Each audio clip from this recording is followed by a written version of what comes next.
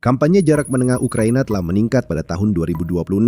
Puluhan mil di belakang garis depan, Ukraina berhasil menghancurkan pos komando Rusia, logistik, dan masih banyak lagi. AS baru saja memberi Ukraina teknologi yang membuat kampanye itu tak terhentikan. Ini hal besar. Rusia tak bisa menghentikannya, dan jika Ukraina memanfaatkan teknologi baru ini, mereka bisa menghancurkan senjata Rusia seketika. JDAM akan segera datang. Atau haruskah kita katakan jumlahnya lebih banyak? Pada tanggal 5 Mei, Departemen Luar Negeri Amerika Serikat menerbitkan siaran pers yang mengkonfirmasi bahwa mereka telah menyetujui kemungkinan penjualan Joint Direct Attack Munitions Extended Range atau JDAM-ER kepada Ukraina. Ini bukan penjualan kecil. Ukraina akan menghabiskan $373,6 juta untuk mendapatkan senjata jarak menengah mematikan yang diproduksi Amerika Serikat. Dengan uang sebanyak itu, Ukraina akan menerima 1.200 kit ekor KMU, 572 JDAM, beserta 332 kit ekor KMU 556. Amerika Serikat juga akan mengirimkan semua yang dibutuhkan Ukraina agar kit ekor itu dapat mengubah bom menjadi penghancur peralatan Rusia sesuai kebutuhan Ukraina. Sistem sumbu FMU-139 suku cadang, peralatan pendukung JDAM, perangkat lunak, dokumentasi, serta dukungan teknis dan logistik berkelanjutan juga termasuk dalam kesepakatan ini. Amerika Serikat tidak hanya menjual senjata di sini, mereka juga menawarkan kerjasama penuh untuk membuat JDAM-ER milik Ukraina seefektif mungkin di medan perang. Amerika Serikat tidak segan menjelaskan alasan mereka menyetujui penjualan ini karena mereka melihat JDAM di Ukraina sebagai cara untuk mengamankan tujuan kebijakan luar negeri mereka. Penjualan yang diusulkan ini akan mendukung kebijakan luar negeri dan keamanan Amerika Serikat dengan meningkatkan keamanan negara mitra yang menjadi pilar stabilitas politik dan kemajuan ekonomi di Eropa, menurut siaran pers Departemen Luar Negeri. Sedangkan untuk Ukraina, mereka mendapatkan tepat apa yang mereka butuhkan dari Amerika Serikat saat ini, yaitu senjata yang sudah mereka miliki, pengalaman menggunakannya, yang bisa langsung masuk ke angkatan bersenjata Ukraina dan segera digunakan dalam strategi jarak menengah Ukraina terhadap Rusia pada 2026. Disinilah situasi menjadi sangat serius bagi Rusia. Tetap bersama kami untuk penjelasannya. News Sky menjelaskan, Amerika Serikat menunjuk Boeing sebagai kontraktor utama untuk memproduksi kit JDAM yang akan dikirim ke Ukraina. Boeing seharusnya tidak akan mengalami masalah di bidang itu. JDAM telah beberapa kali dikirim ke Ukraina dengan pengiriman awalnya sudah dilakukan pada 2023 dan 2024. Senjata itu sangat efektif, jadi Ukraina menginginkannya. Staf Umum Angkatan Bersenjata Ukraina mengatakan JDAM telah digunakan untuk menghancurkan lebih dari 180 objek penting sejauh ini dalam perang. Senjata ini penting karena memberi pilot Ukraina amunisi jarak jauh yang bisa diluncurkan dari jarak aman, sehingga risiko saat misi serangan berkurang.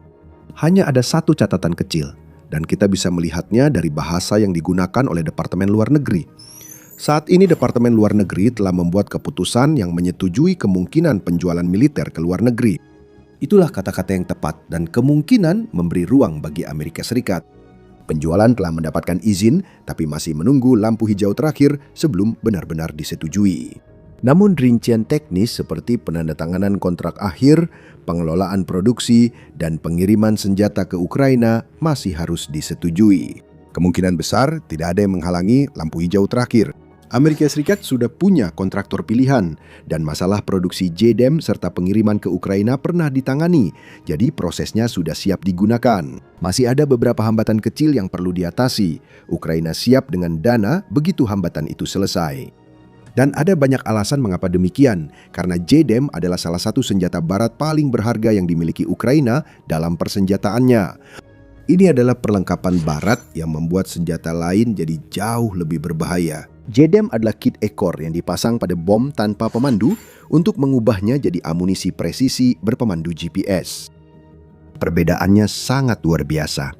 Dengan bom tanpa pemandu, seorang pilot harus terbang tepat di atas target untuk melepaskan amunisinya.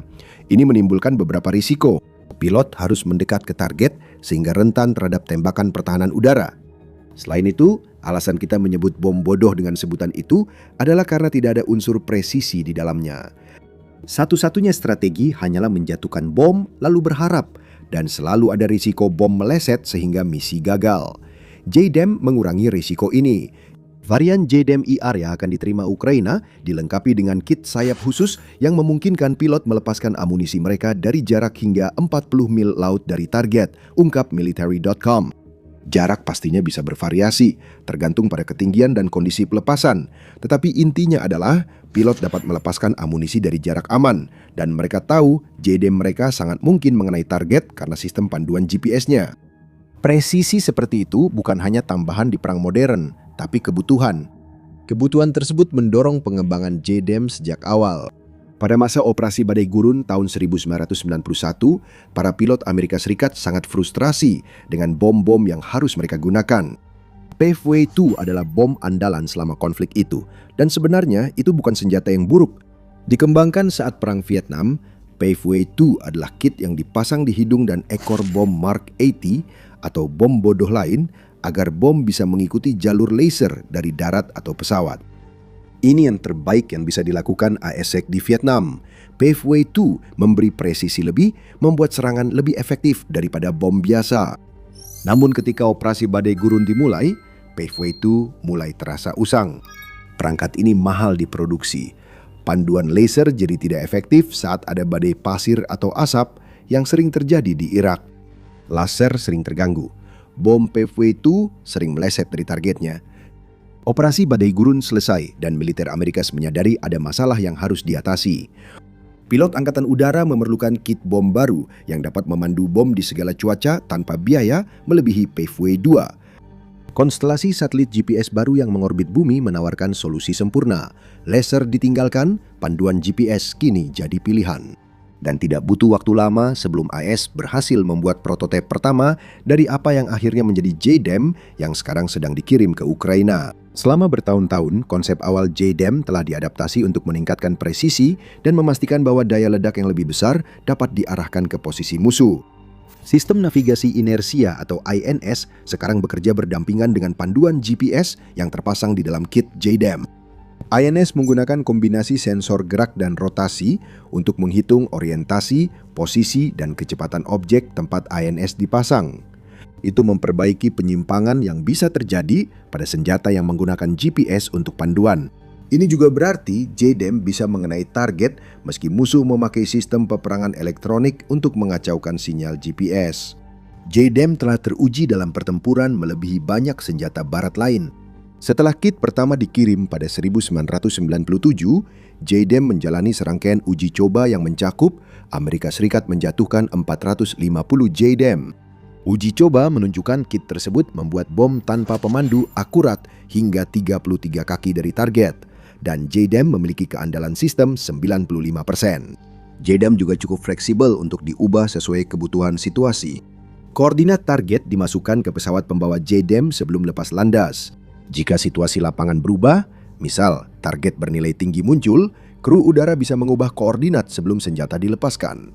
JDAM-ER yang akan diterima Ukraina adalah hasil pengembangan bertahun-tahun, sehingga mampu mengenai target lebih jauh dari JDAM versi asli. Diuji pada pertengahan tahun 2000-an, JDAM-ER kompatibel dengan bom seberat 500, 1000, dan 2000 pon, memungkinkan Ukraina untuk menyesuaikan muatan sesuai dengan target. Inilah fleksibilitas yang nyata. Kit bom ini bisa disesuaikan hingga peluncuran dan memberikan daya hancur besar dengan akurat. JDAM sangat sesuai dengan strategi 2026 yang dikembangkan Ukraina untuk menghadapi serangan Rusia. Kami akan menjelaskan alasannya sebentar lagi, tapi sebelum itu, ini adalah pengingat singkat bahwa Anda sedang menonton The Military Show. Jika Anda belum berlangganan saluran ini, sekarang adalah waktu yang tepat untuk menekan tombol tersebut. Jadi, JDAM jelas sangat mengesankan. Tapi mengapa JDAM begitu penting bagi Ukraina sampai-sampai mereka rela mengeluarkan lebih dari 370 juta dolar hanya untuk mendapatkan sedikit lebih dari 1.500 kit ini? Rincian harganya sebenarnya sangat menarik di sini jika kita menghitung berdasarkan jumlah kit saja. Ukraina mendapatkan kit bom super akurat yang harganya sedikit di bawah 244.000 dolar per unit. Kita juga perlu menghitung sekering, suku cadang, dan dukungan dari Amerika Serikat dalam penjualan, sehingga harga satuan JDAM-ER sebenarnya jauh lebih rendah. Jangan salah paham, AS tetap untung besar dari penjualan ini. Menurut Warzone, satu paket JDAM standar rata-rata menelan biaya $21.000 per paket bagi Angkatan Udara Amerika Serikat pada tahun 2021. JDAM ER lebih mahal dari paket standar dan Anda dapat menambah margin keuntungan serta biaya perlengkapan tambahan ke harga per unit yang dibayar Ukraina. Intinya, JDAM ER memberi Ukraina cara murah untuk mengubah bom tanpa pemandu yang jika tidak hampir tak bisa digunakan menjadi senjata presisi yang efektif menyerang pasukan dan target Rusia di belakang garis depan. Ukraina membutuhkan senjata berbiaya rendah. Situasi keuangan negara itu setelah lebih dari 4 tahun berperang melawan Rusia tidak terlalu sehat. Menurut Reuters, hasil kuartal pertama Ukraina untuk tahun 2026 menunjukkan bahwa produk domestik brutonya telah menyusut sebesar 0,5%. Angka tersebut sudah menunjukkan kesulitan ekonomi Ukraina yang diperkirakan akan mengalami defisit anggaran $45 miliar pada 2026. Sebagian kekurangan akan diatasi dengan pinjaman Uni Eropa sebesar 90 miliar euro atau sekitar $105 miliar yang kemungkinan kini mendapat persetujuan penuh setelah Viktor Orban tidak lagi berkuasa di Hungaria. Orban dulu memblokir pinjaman itu, kini dia sudah pergi, sehingga Ukraina seharusnya bisa mendapatkannya. Situasi keuangan Ukraina yang genting sangat memengaruhi sebagian besar strateginya untuk 2026. Ukraina membutuhkan senjata yang memberikan hasil besar dengan pengeluaran sekecil mungkin. JDAM sangat cocok untuk itu. Bahkan dengan harga $244.000 per unit, JDAM memberikan pengembalian investasi yang sangat besar bagi Ukraina, asalkan mereka dapat memilih target yang tepat untuk diserang. Setiap sistem pertahanan udara yang hancur oleh JDAM membuat Rusia kehilangan jutaan dolar. Hal ini juga berlaku untuk pos komando dan jaringan logistik. Meski biaya bagi Rusia tak langsung terlihat, pelemahan lini belakang akibat JDAM ER tetap menambah beban tak langsung Rusia. Setiap tentara yang tewas karena logistik mereka dihancurkan oleh JDAM menambah biaya invasi Putin. JDAM ER yang akan dikirim ke Ukraina kemungkinan besar menjadi pembelian sangat efisien. Bagaimanapun juga, ini adalah senjata yang cukup presisi untuk memberikan kemampuan sekali tembak langsung menghancurkan sasaran. Dengan akurasi seperti itu, membayar beberapa ribu dolar lebih mahal untuk JDAM dibanding drone kelas menengah memang masuk akal. Kita sudah beberapa kali menyebut jarak menengah. Ingat, ini adalah bagian besar strategi Ukraina untuk 2026 di mana JDAM berperan. Penambahan lebih banyak JDAM ke dalam persenjataan Ukraina juga berarti bahwa angkatan udara negara itu menjadi jauh lebih kuat. JDAM bukan hal baru bagi Ukraina karena sudah diterima sejak 2023 dan telah terintegrasi di Angkatan Udara Ukraina. JDAM juga kompatibel dengan jet tempur F-16 yang telah diterima Ukraina sejak 2024. Di jet-jet inilah, pilot Ukraina mengikuti pelatihan kilat penggunaan JDAM. Kini, sejumlah negara Eropa telah berjanji memberikan 87 F-16 untuk Ukraina dan hanya 4 pesawat yang hilang dalam pertempuran. Dengan semakin banyaknya JDAM ER yang masuk, pesawat-pesawat barat ini menjadi jauh lebih efektif dalam hal kemampuan serang yang tersedia bagi Ukraina. Oh, dan Ukraina memiliki 6 jet tempur Mirage 2005 dan Prancis dikabarkan sedang mempertimbangkan untuk mentransfer 20 lagi pesawat ini ke Ukraina di masa depan. Mirage 2005 yang diterima Ukraina juga kompatibel dengan JDAM. Semua perhatian pada pesawat tempur buatan barat ini mungkin membuat Anda berpikir bahwa platform Soviet lama milik Ukraina tidak bisa menggunakan JDAM. Namun itu tidak benar. Lewat rekayasa teknik, Ukraina membuat sebagian sistem Soviet mereka cocok dengan kit bom buatan Amerika Serikat. Kita tahu pasti bahwa jet MiG-29 Ukraina membawa JDAM ER karena ada video yang menunjukkan hal itu di wilayah Zaporizhia yang berasal dari Juli 2025. Video tersebut menunjukkan Ukraina memakai pesawat tempur Soviet untuk menembakkan senjata barat karena JDAM ER di MiG-29 itu akhirnya menghantam jalur penyeberangan militer Rusia di belakang garis depan. Itu juga menjadi alasan lain mengapa pembelian JDAM ER ini sangat penting. Ukraina tahu betul betapa mematikannya kit bom ini, sehingga cocok untuk strategi jarak menengah yang dipercepat seperti yang kita lihat di 2026. Penggunaan JDAM terhadap pasukan Rusia tercatat dalam contoh MiG-29 yang baru kami bagikan. Berikut beberapa contohnya. Pada bulan Maret 2024, Defense Express melaporkan bahwa Ukraina menggunakan JDAM untuk menghancurkan gudang roket dan artileri Rusia di Oblast Kherson. Serangan ini juga melibatkan Brigade Marinir Terpisah ke-38 Ukraina yang menghancurkan pos komando dengan JDAM ER yang kemungkinan besar ditembakkan dari MiG-29 menurut media. Pada Februari 2025, Ukraina meraih pencapaian bersejarah karena menjadi negara pertama yang berhasil menggunakan varian JDAM-ER seberat 1.000 pon dalam serangan terhadap target Rusia. Kali ini, jet tempur Su-27 era Soviet yang membawa bom tersebut, yang menunjukkan bahwa JDAM telah diintegrasikan sepenuhnya ke dalam Angkatan Udara Ukraina, seperti halnya senjata barat lainnya. Bahkan ada dugaan pada saat itu bahwa bom yang digunakan Ukraina diproduksi di Ukraina sendiri, bukan dipasok oleh Amerika Serikat, yang berarti Ukraina juga sedang mencari cara untuk membuat kit JDAM kompatibel dengan banyak bom tanpa pemandu yang mereka miliki di gudang senjata mereka. Dan hanya beberapa bulan setelah pengungkapan ini, Ukraina kembali menggunakan JDAM. Serangan di Donetsk menghancurkan pos komando batalion Rusia, menurut laporan Militanyi. Sekali lagi, Su-27 yang membawa bom tersebut, dan serangannya begitu presisi sehingga berhasil menghancurkan sebuah bangunan tertentu di area perkotaan yang cukup padat. Semua serangan ini serupa, menghancurkan target di wilayah Ukraina yang diduduki. Penggunaan JDAM oleh Ukraina sebelumnya bisa dibilang menjadi pendahulu kampanye jarak menengah yang kini sedang sangat ditingkatkan. Pada tahun 2024 dan 2025, Ukraina melakukan serangan terpisah terhadap posisi Rusia di belakang garis depan. Kini, serangan tersebut menjadi strategi utama sebab Ukraina punya drone jarak menengah yang lebih hemat biaya untuk melawan peralatan, pos komando, dan logistik Rusia di belakang garis depan. Menurut Kementerian Pertahanan Ukraina, serangan jarak menengah, yaitu serangan yang terjadi dalam jarak 20 hingga 150 km, meningkat 2 kali lipat pada bulan April dibandingkan dengan angka pada bulan Maret. Angkanya makin mengesankan karena pada April, Ukraina meluncurkan 4 kali lebih banyak serangan jarak menengah ke pasukan Rusia dibanding Februari. Akan ada lebih banyak lagi, ujar Presiden Ukraina Volodymyr Zelensky, menambahkan bahwa ini adalah prioritas. Yang kita lihat di sini adalah peningkatan strategi yang dirancang khusus untuk melumpuhkan Rusia di wilayah pendudukan.